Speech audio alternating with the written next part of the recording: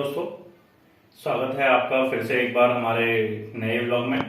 और Himalayan medicinal plant series के इस आज के नए ब्लॉग में मैं शुरुआत करना चाहूँगा एक छोटी सी कहानी से।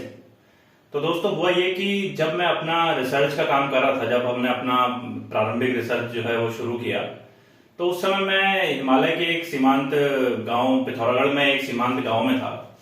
और दोस्तों, क्या हुआ कि रात को सोते हुए मेरे मुंह में किसी जीव ने काटा। संभवतः हो सकता है मकड़ी ने काटा या किसी ऐसे कीड़े ने काटा कि मेरा होंठ जो है वो सूज के इतना बड़ा हो गया था।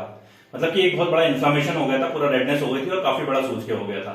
तो सुबह जब मैं उठा तो मैंने देखा कि कुछ तो हुआ है अलग। और जब मैंने देखा, अपने होंठ पे हाथ लगाया और देखा कि वो सूज के इतना बड़ा हुआ है, तो मेरे को समझ में नहीं आया। तो दोस्तों, उस दौरान मैं एक ऐसे पेड़ पे काम कर रहा था और जिसके बारे में मैं पढ़ रहा था और मुझे काफी सारे उसके औषधि यूज के बारे में पता चला था। और उस समय पे कोई शॉप भी वहां पे नहीं थी, मतलब कि कोई मेडिकल स्टोर अवेलेबल नहीं था गांव में। आपको पता ही है कि गांव में जो है स्थितियां इतनी अच्छी नहीं रहती है, कोई मेडिकल स्टोर नहीं था दूर दूर तक। और मुझे जब कुछ समझ में नहीं आया तो मैं सुबह उठा और बाहर जाते हुए मैंने कुछ पत्ते तोड़े उस पौधे के जिसपे मैं काम कर रहा था, और उनको हल्का सा हाथ में घिसा और अपने होंठों पे लगाया। तो दोस्तों, हुआ ये कि उसके लगभग 5 से 10 मिनट के बाद जो सूजन थी वो लगभग आधी हो गई। और 1 घंटे बाद जब मैंने दोबारा उस पौधे का रस निकाल के अपने मुंह में लगाया तो वो सूजन जो है वो बिल्कुल खत्म हो गई, और एक बार और लगाने में वो लगभग समाप्त हो गई। तो दोस्तों, मैं बहुत आश्चर्यचकित हुआ उसे देख के। और आज मैं आपसे उसी के पौधे के बारे में चर्चा करने वाला हूं। और वो पौधा है दोस्तों जिसे सभी धर्मों में एक बहुत सम्मानजनक स्थान दिया गया है। उसको संभवतः जो है भगवान के रूप में भी देखा जाता है। तो वो पौधा है तुलसी का पौधा।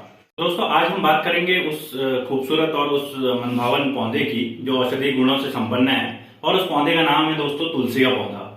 तो ये पौधा जो है न केवल हिंदू धर्म में बल्कि अन्य अनेक धर्मों में भी इस पौधे का एक विशेष महत्व है।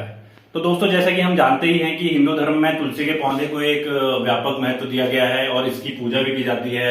आप देखेंगे कि मंदिरों में भी तुलसी का पौधा लगाया जाता है। तो ये जानकारी तो संभवतः हम सभी के पास है। इसके अलावा दोस्तों, मैं आपको बताना चाहूंगा कि इसको होली बेसिल भी कहा जाता है। होली बेसिल मतलब कि एक पवित्र जो है पौधा, होली मतलब कि पवित्र, और बेसिल जो है वो एक बासिलिकम शब्द से आया है। बासिलिकम एक स्पीसीज होती है, इसको ओसिमम बासिलिकम कहा जाता है। ओसिमम इस जीनस का नाम है और इसमें कई सारी स्पीसीज पाई जाती हैं। मुख्यतः भारत में दोस्तों 5 से 10 अलग अलग प्रकार की स्पीसीज मौजूद होती हैं। और हिमालयी क्षेत्रों में मुख्यतः दोस्तों 3 प्रकार के तुलसी के पौधे पाए गए हैं, जैसे कि ओसिमम फिलामेंटस है, ओसिमम बासिलिकम है और ओसिमम टेन्यूलफ्लोरम है, जिसको ओसिमम सैंक्टम भी कहा जाता था पहले से।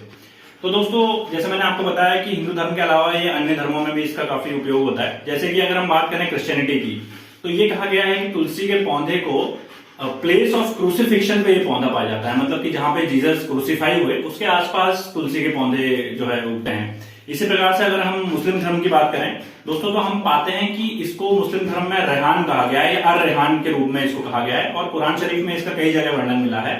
और ये कहा जाता है कि अगर आपको कोई तुलसी का पौधा दे तो आपको उसको मना नहीं करना चाहिए, क्योंकि ये जो है फरिश्तों द्वारा सीधे दिया जाता है। तो दोस्तों, बात करें अगर हम इसके औषधीय गुणों की, तो ये एक ऐसा पौधा है जो औषधीय गुणों की खान है, और इसी कारण इसको किंग ऑफ हर्ब्स या क्वीन ऑफ हर्ब्स भी कहा गया है, मतलब कि औषधीय पौधों का राजा या रानी। तो दोस्तों, अगर हम बात करें तो ये लगभग हर प्रकार के विकारों में, हर प्रकार के रोग में इसका उपयोग किया जाता होता है। और जैसा कि मैंने आपको बताया कि इसका जो है बहुत जल्दी असर हुआ, ये मेरा अपना निजी अनुभव है। तो दोस्तों, ये इसमें अनेक प्रकार के केमिकल कॉन्स्टिट्यूएंट प्रेजेंट रहते हैं, बहुत सारे रासायनिक अवयव उपलब्ध हैं इस पौधे में, और इसके अलग अलग स्पीसीज जो हैं उनमें सब में अलग अलग तरीके के रासायनिक अवयव रहते हैं। तो जैसे कि दोस्तों मैंने आपको बताया, तो इसमें ओसिमिन नाम का एक तत्व रहता है। उसके अलावा इसमें जो है लिनालूल मिलता है, इसका जो इसेंशियल ऑयल होता है। उसके अलावा इसमें दोस्तों एस्ट्रोगॉल या मिथाइल चाविकॉल कहा गया है, जिसकी बहुत अच्छी एंटी कैंसर एक्टिविटी है, या सोलिक एसिड है। इस तरीके के कई सारे रसायन इसमें हैं जिनकी बहुत अच्छी उपयोगिता है। तो जब हम बात करें दोस्तों इसके औषधीय गुणों की, तो ये बहुत अच्छा एंटी माइक्रोबियल होता है। इसमें बहुत सारे जीवाणुओं या विषाणुओं को नाश करने की शक्ति होती है। उसके अलावा ये बहुत अच्छा एंटी इंफ्लामेटरी भी होता है, इसके एंटी कैंसर भी उपयोग हैं। और उसके अलावा ये जो है इम्यूनिटी को बहुत अच्छा बढ़ाता है, कफ कोल्ड में इसका यूज होता है, जुकाम बुखार के लिए इसका बहुत अच्छा उपयोग किया जाता है। तो इस प्रकार से दोस्तों हम देखते हैं कि ये जो है अनेक गुणों की खान है। और ये न केवल एक जो है हमारे पूजा का स्रोत है, बल्कि ये हमारे आय का भी एक बहुत अच्छा स्रोत हो सकता है दोस्तों। अगर आप केवल तुलसी की खेती करें और उसका केवल अगर आप एसेंशियल ऑयल भी निकाल के बेचते हैं, या आप उसका जिसे हम कहते हैं कि तेल भी निकाल के बेचते हैं, तो वो तेल आपको बहुत अच्छा मार्जिन दे सकता है दोस्तों।